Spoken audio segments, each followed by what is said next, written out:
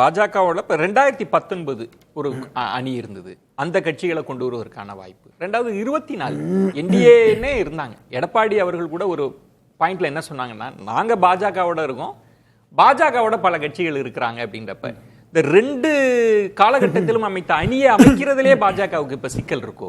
அதுலதான் ஒரு தடுமாற்றம் எதுவும் இருக்கா?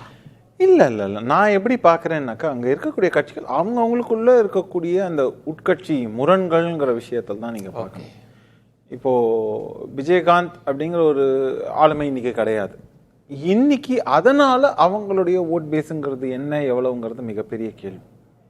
ஓகே, ரெண்டாவது முக்கியமான விஷயம் பாமகவில் எப்படி பிளவுபட்டிருக்குங்கிறத பார்க்குறோம். ஆனால் பெருவாரியாக அஃப்கோர்ஸ் திரு அன்புமணி ராமதாஸ் அவர்கள் கிட்ட ஓரளவுக்கு இவங்க வந்து நிறைய சப்போர்ட் பேஸுங்கிறது வந்து ஓரளவுக்கு, ஏன்னா பிகாஸ் அவருக்கு ஆப்வியஸ்லி கம்பேரிட்டிவ்லி ஏஜ் ஃபேக்டருங்கிறதும் ஓரளவுக்கு இருக்கு. அதை கொண்டு வருவதில் என்ன சிக்கல்? கொண்டு வரதெல்லாம் சிக்கலே கிடையாது. இப்போ நீங்கள் உள்ளுக்குள்ளே கொண்டு வரணும்னா இப்போது பல கேள்விகள் இருக்கு இல்லையா? லீகல் ஆஸ்பெக்ட்ல நீங்க வந்து சும்மா நீங்க வந்து ஒரு டிசைட் பண்ணிட முடியாது. இப்போ இவங்க என்ன கேட்பாங்கன்னா, நீங்க உள்ள வரத வந்து கன்ஃபார்ம் பண்றோம் அப்படின்னாக்க அவங்க என்ன சொல்லுவாங்க, சீட்டை கொடுன்னு சொல்லுவாங்க. சரி சரி, எவ்வளவு சீட்டு கொடுக்க போறீங்கன்னு கேட்டா இவங்க என்ன சொல்லுவாங்க, சரி உங்களோட லோக்கல் ஸ்டாண்ட் இன்னைக்கு ஹோல்டு என்ன, முதல்ல நீங்க வந்து சின்னம் உங்ககிட்ட இருக்கா இருந்து ஆரம்பிச்சு 1008 கேள்விகள் அங்க வரும். இதே மாதிரி தான் ஒவ்வொரு விவகாரத்திலையும் ஒவ்வொரு இடத்துலையும். இப்போ அதே மாதிரி இப்போ அமமுக இருக்கு அப்படின்னாக்கா அவங்க என்ன சின்னத்துல இது பண்ண போறாங்க, அவங்க என்ன எதிர்பார்க்கறாங்க? ஓகே, கூட்டணியில் பொதுவா எல்லாரும் அக்செப்ட் பண்ணப்பட்ட ஒரு அங்கமா, இல்லைன்னா சொன்ன மாதிரி பாஜகவுக்கு பர்சன்டேஜ் ஆஃப் சீட்ஸ் வாங்கி அதுல வந்து இவங்களுக்கு அலோகேட் பண்ண போறாங்களா சப்சீக்வென்ட்லிங்கிற இந்த மாதிரியான பல கேள்விகள்லாம் இருக்கு.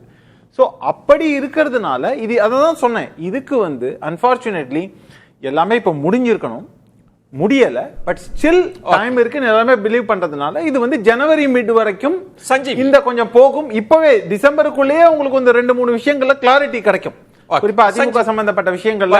என்னுடைய தாழ்மையான கருத்து. நீங்க சொல்ற இடத்துல 2 விஷயம். ரவீந்திரன் துரைசாமி அவர்கள் வெற்றி பெற முடியாது, 2வது இடத்திற்கான ஸ்ட்ராட்டஜியை தான் வகுப்பாங்க அப்படின்றது. இப்போ ஷியாம் அவர்கள் சொன்னது அவங்க தொடக்கத்திலேயே ஒரு பிழை பண்ணிட்டாங்க. அவங்க திமுக வீழ்த்தணும்னு நினைக்காம வேற ஸ்ட்ராட்டஜியை வகுத்திருக்கணும் அப்படின்னு. ஆனா இப்போ ரமேஷ் சேதராமன் சொல்றார், இல்ல ஜனவரியில இந்த அலையன்ஸ் எல்லாம் கொண்டு வரலாம்னா அதுக்கான முயற்சி நடக்குதா? அது ஏன் துரிதமா நடக்கல? ஏன்னா இன்னும் 100 நாள் தான் எலெக்ஷனுக்கு இருக்கு அப்படின்னா அதை சீக்கிரமா செய்ய வேண்டாமா? எப்படி பாக்குறீங்க? என்ன டெல்லி தலைமை யோசிக்குது அந்த இடத்த? நீங்க பிஜேபி பொறுத்தவரைக்கும் பாத்தீங்கன்னா எப்பவுமே அவங்க ஸ்ட்ராட்டஜி, அவங்க ஸ்டைல் எப்பவுமே ஒரு பேக்ரவுண்ட்ல நடந்துட்டு இருக்கும். கடைசியில நடக்கும்போது அந்த விஷயம் தெரியும்.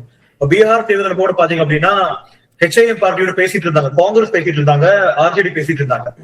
காலையில பேசிட்டு இருக்கும்போது பாத்தீங்க அப்படின்னா ஈவினிங் வந்து HIM போய் பிஜேபியோட அலைன்ஸ் சேர்ந்துட்டாங்க, NDA அலைன்ஸ் சேர்ந்துட்டாங்க.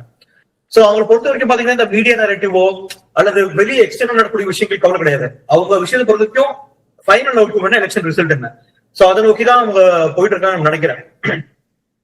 சோ 2வது விஷயம் பாத்தீங்க அப்படின்னா நான் சொன்ன மாதிரி அவங்க எதுக்கு வந்து ஒரு இன்டர்னல் அஃபேர்க்குள்ள நுழைக்கணும்னு பாக்குறாங்க high command. So there still waiting, என்ன நடக்க சொல்லி பார்த்துட்டு இருக்காங்க. ரவீந்திரன் சார் கூட கேட்டார், எதுக்காக வந்து ஹைகமாண்டுக்கு கூட உள்ள நுழைச்சி என்ன பர்மிஷன் பண்ண தினக்கரன் OPS சொல்லிட்டு கேட்டாங்க.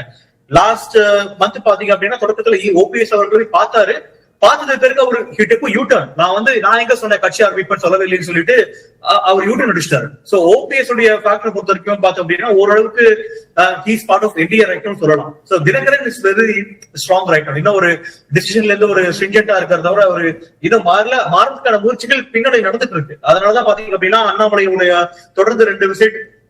சோ இந்த மாதிரி விஷயங்கள் எப்படின்னா ஓப்பனா பிஜேபி சைடு சொல்ல மாட்டாங்க. இப்போ மற்ற சைடுல எல்லாம் ஓப்பனா சொல்லுவாங்க என்ன நடக்குது அப்படின்னு ஒரு பேட்டி அளிக்கிறது நம்மளா புரிஞ்சுக்கணும்ன்றீங்க. அண்ணாமலை அவர்கள் OPS சந்தித்தது, டிடிவி தினகரன் விருந்துன்றதெல்லாம் நம்மளா புரிஞ்சுக்கணும்னு. ஷாமி, இதுல அதுதான் பிஜேபியோட ஸ்டைல். இதுல நுணுக்கமான இடம், இப்ப நம்ம எல்லாமே அமித்ஷா அவர்கள் ஸ்ட்ராட்டஜி கொண்டு வருவதுல பத்தி பேசுறோம்.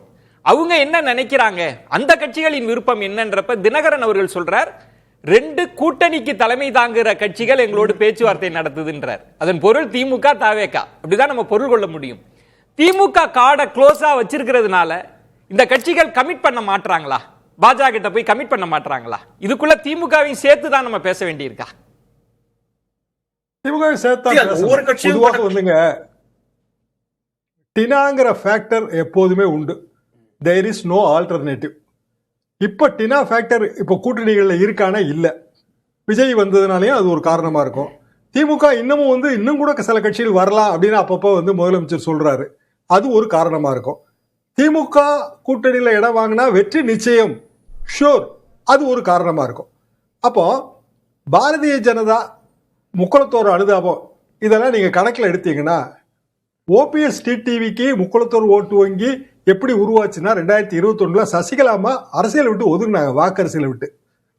முக்குளத்தோர் எல்லா ஜாதிகள் மாதிரி நிறைய உட்பிரிவுகள் உண்டு, ரவீந்திரனுக்கு ரொம்ப நல்லா தெரியாது.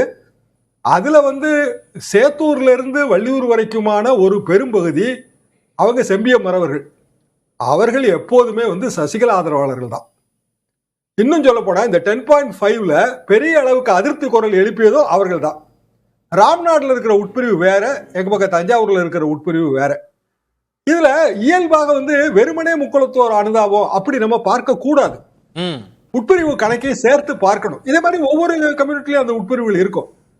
அப்போ நயினார் முக்குளத்தோர் அணியை சேர்ந்தவர், முக்குளத்தோரை சேர்ந்தவர், இல்ல உதயகுமார், ராஜன் செல்லப்பா, அதனால மட்டும் அந்த ஓட்டு வங்கி மாறாதுங்க. இந்த நுணுக்கமான விஷயங்கள் அதுல இருக்கு. இது கண்டிப்பாக பாரதிய ஜனதாவுக்கு தெரியாம இருக்கிறதுக்கு வழியே கிடையாது. ஏன்னா அவங்களுக்கு நாடு முழுவதும் பெரிய நெட்வொர்க் இருக்கு, அகில இந்திய அளவில் உளவுத்துறை இருக்கு. அப்ப இதை கணக்கில் எடுத்து வைக்கும் போது அவர்களுக்குமே டிடிவி தினகரன் மற்றும் ஓபிஎஸ் அப்படியே உள்ள கொண்டு வரணும், எடப்பாடி அதிருப்திப்படுத்தி உள்ள கொண்டு வரணும் அவங்க நினைக்கல. அப்படி நினைச்சிருந்தா அவங்க எடப்பாடி வற்புறுத்தி இருப்பாங்க, நினைக்கல. ஓஹோ, ரவீந்திரன் துரைசாமி வற்புறுத்தி இருப்பாங்கல்ல. கிட்டத்தட்ட அரசியல்ல மைக்ரோ அளவுல பார்க்கக்கூடிய இடத்துக்கு ஷியாம் இந்த தலைப்பை தள்ளுறாரு. சோ பாஜகவே அந்த இடத்துக்கு நினைக்காம விட்டாங்க. 20% எடப்பாடி தான் முக்கியம்ங்கிறதுல அவங்க முழுமையா நினைக்கிறாங்க. ஏன்னா 29 மையமா வச்சு பார்க்கும்போது அந்த 20 முக்கியங்கிறத அவங்க தெளிவா நினைக்கிறாங்க. ஸோ எடப்பாடி பழனிசாமி முக்கியமான ஆள் தாங்கிறதுல மாறுபட்ட கருத்துக்கு இடம் இல்லை. அதை அக்செப்ட் பண்ணிட்டு தான் அடுத்த கட்டத்தை நம்ம பேசணும். அதே வேளையில டிடிவியை பொறுத்தளவுல அவர் டிஎம்கே ஆப்ஷனை பிரியாரிட்டியா வச்சுக்கிட்டு விஜய் ஆப்ஷனை ஓபன் பண்ணி வச்சிருக்கிறாரு. ஓபிஎஸ் பொறுத்தவரை அவரும் டிஎம்கே ஆப்ஷனை பிரியாரிட்டியா வச்சுக்கிட்டு என்டி ஆப்ஷன்ல அவர் இருக்கிறாரு. அதே மாதிரி தேமுதிக என்டிஏ ஆப்ஷன் இல்ல, தேமுதிக அதிமுக ஆப்ஷனையும் திமுக ஆப்ஷனையும் வச்சிட்டு இருக்காங்க. ஸோ இந்த 3 பிளேயர்ஸும் 29 நமக்கு எது லாபம், நாளைக்கு எது லாபம்ங்கிற அவங்களுக்கு பாசிட்டிவா தான் போறாங்க. என்ன ஆஃபர் அவங்களுக்கு வருதோ அதுல அவங்களுக்கு எது பெட்டர் ஆஃபரோ எது பெஸ்டோ அதை அக்செப்ட் பண்ணுவாங்க. ஆஃபர் அக்செப்டன்ஸ் தேரியில தான் போகுது. யாரையும் வாழ வைக்கிறதுக்கோ யாரையும் வீழ்த்துறதுக்கோ அவங்க சர்வைவலுக்கு நாளைக்கு என்னன்னு பாக்குறாங்க. ரமேஷ் சேதுராமன், இப்ப நீங்க சொல்ற பாயிண்ட் தான் ரொம்ப முக்கியம். இதுல திமுகவின் முடிவு அறிஞ்சுதான் அமித்ஷா அவர்களோ இந்த கூட்டணி கட்சிகள் டெட்லைன் பிக்ஸ் பண்றது இல்ல. திமுக என்ன சொன்னது அதற்கு பிறகுதான் அவங்க ஒரு அலைன்ஸே பாஜகவால அமைக்க முடியுமோ, அப்படி ஒரு சிக்கல் வந்துருச்சோ? இல்ல அப்படியெல்லாம் கிடையாது. இப்போ சகோதரர் அவர்கள் பேசும்போது ஒரு விஷயம் சொன்னாங்க, அதுல அவர் சொல்றது அவங்களோட சர்வைவல். ஆமா, சர்வைவல்ங்கிறது 2 ஃபேக்டர்ல பார்க்கலாம். என்னுடைய ஃபினான்ஷியல் சிச்சுவேஷன் இல்லைன்னா என்னோட வின்னபிலிட்டி, இது ரெண்டுமே இருக்கு. சரி, இதுல எலெக்ஷன் வந்ததுன்னா ரெண்டுமே இம்பார்ட்டன்ட். அதுல first priority is financial situation. ஒரு சில பார்ட்டிகளுக்கும் நான் வெளிப்படையா கேட்கிறேன், ஏன் ஃபினான்ஷியல்னு திமுக அணியை நீங்க எப்படி இல்லன்னு சொல்ல முடியும்? பினான்சியலோட சேர்த்து வின்னபிலிட்டி கொடுத்தாங்கன்னா இல்ல அதுதான் இல்ல அதுதான் சொல்றேன். அது அவங்க அதாவது ஒரு நிமிஷம் அத சொல்றேன். இத நீங்க கடந்த தேர்தல்ல சொல்லியிருந்தீங்கன்னா நீங்க சொல்றது நியாயம்னு சொல்லலாம்.